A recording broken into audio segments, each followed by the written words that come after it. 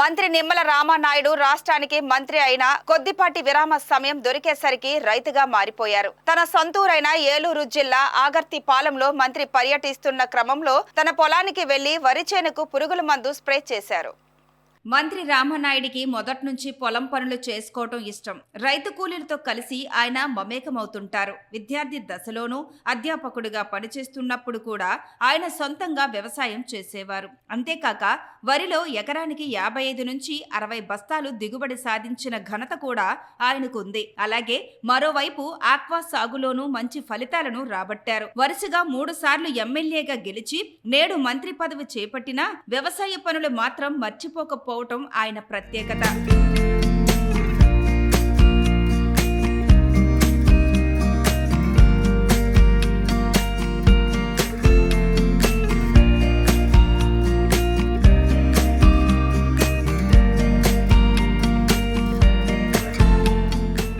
ఈ సందర్భంగా మంత్రి మాట్లాడుతూ వ్యవసాయం అంటే తనకెంతో ఇష్టమన్నారు.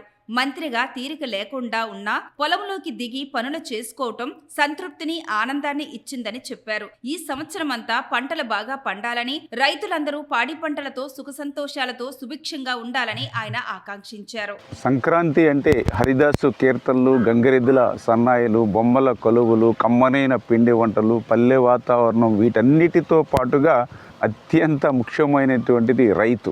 ఆ రైతు పంటలను పండించి ఆ సంక్రాంతి కల్లా మరి ఆ ఇంటి దగ్గర ధాన్యం రాసులతో కలకల్లాడేటువంటి పరిస్థితి మనందరం కూడా పల్లెల్లో చూస్తూ ఉంటాం. అటువంటి సంక్రాంతి పర్వదినాన మరి నా సొంత పొలంలో మా సొంత మనుషులతో కలిసి ఆ పంట పొలాలలో పని చేయడం నాకు చాలా సంతోషాన్ని, చాలా తృప్తినిచ్చింది. ఈ సంవత్సరం అంతా కూడా పంటలు బాగా పండి పాడి పంటలతో ఆయురారోగ్య ఐశ్వర్య ఆనందోత్సాహాలతో ప్రజలందరూ కూడా ఉండాలని మనస్ఫూర్తిగా పంట చేను మీద ఉండి మరి కోరుకుంటూ ఉన్నా.